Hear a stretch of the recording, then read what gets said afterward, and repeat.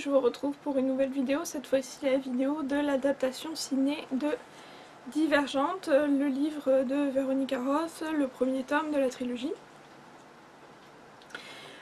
Donc j'ai pu aller voir ce film en avant-première quelques jours avant sa sortie grâce aux éditions Nathan qui nous avaient organisé une projection spéciale.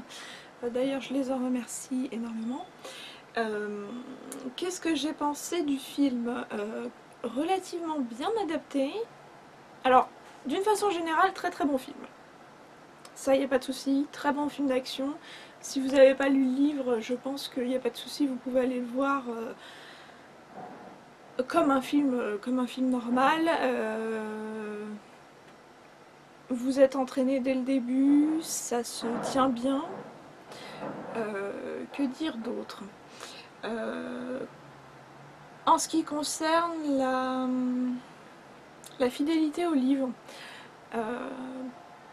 relativement bien. Alors forcément c'est un film qui dure 2h19 minutes, il me semble, donc assez long quand même.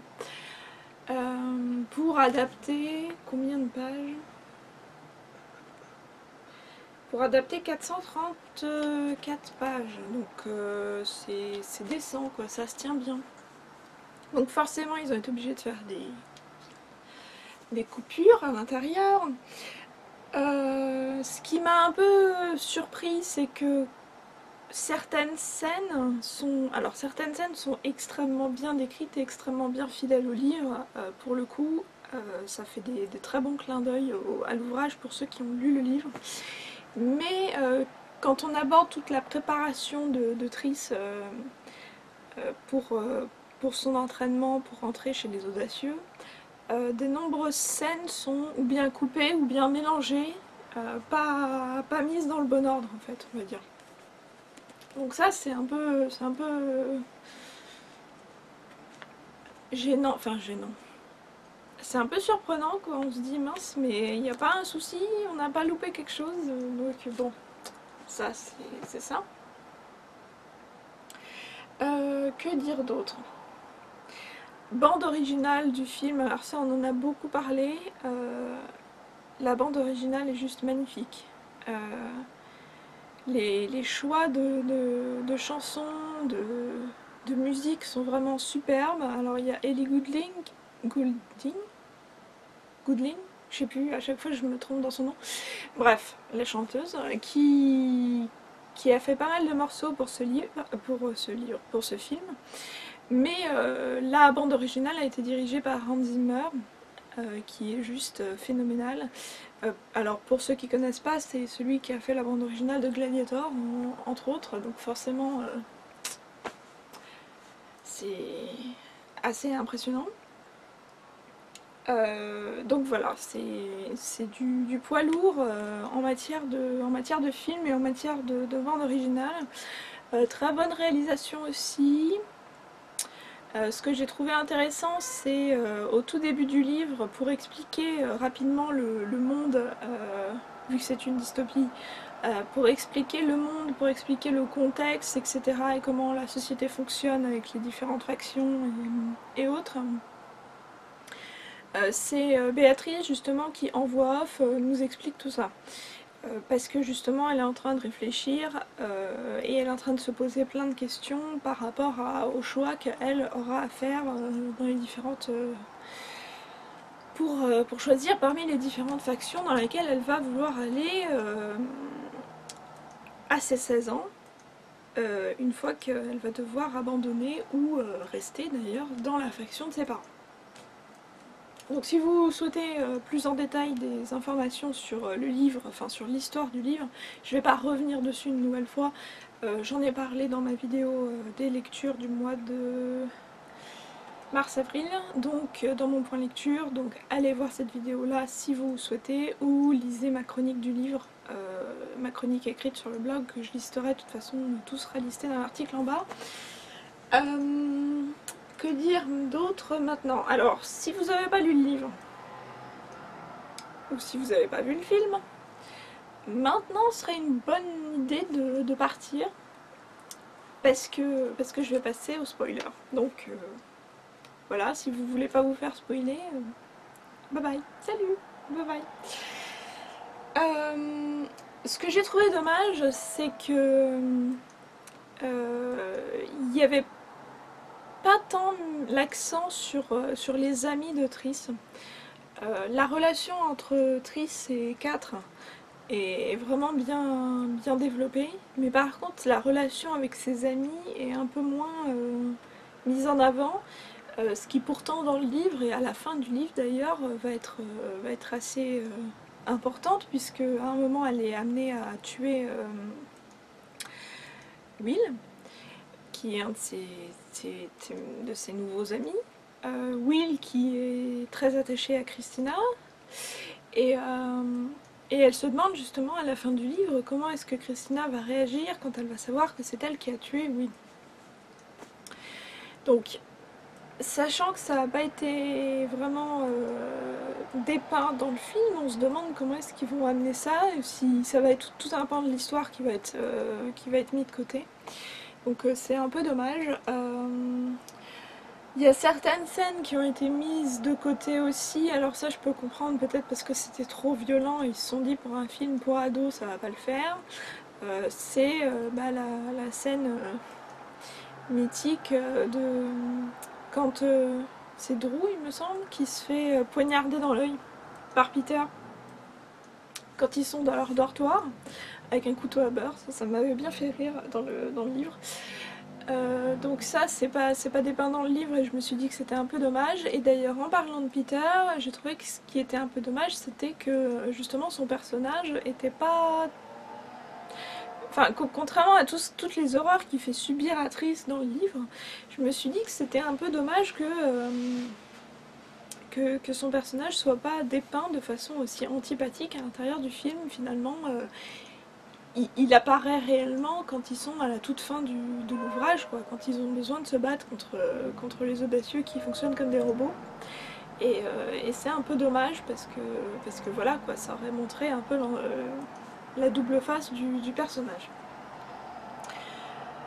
Pareil, hein, quand Hal trahit Triss et qui manque de la balancer dans la fosse, qu'elle s'aperçoit que c'est lui, je pense que ça aurait été encore plus émouvant si on avait vraiment mis l'accent sur le fait que Hal, avec Will et Christina, étaient très très amis avant, comme c'est décrit dans le livre. Là, elle nous montre qu'elle est très émue à l'intérieur du film, mais finalement, on aurait plus eu de la compassion avec elle si on savait à quel point elle était attachée à ce personnage-là.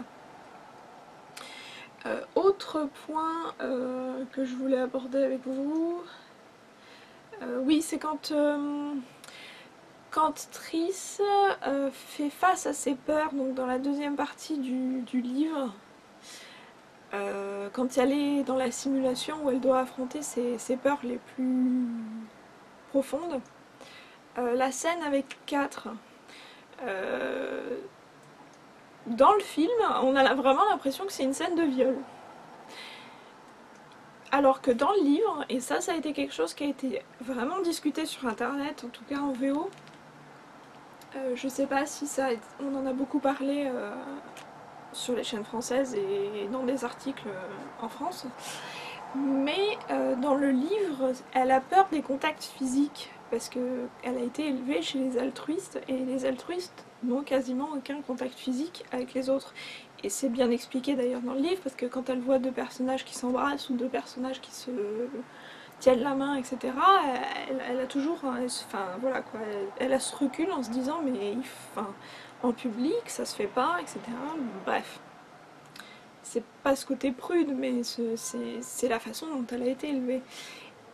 Et dans le livre,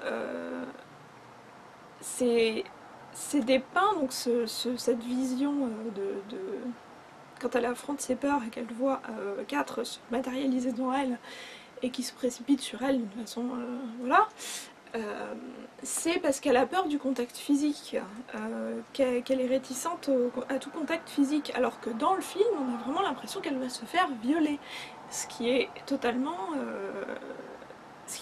différent. Il y a une grande différence entre les deux. Et donc ça c'est quelque chose, je pense, qui n'a pas été forcément super bien dépeint. Ça aurait été peut-être plus comment dire, ça aurait été peut-être mieux expliqué justement si on nous avait expliqué à la base et si on nous avait montré la relation qu'elle a avec ses amis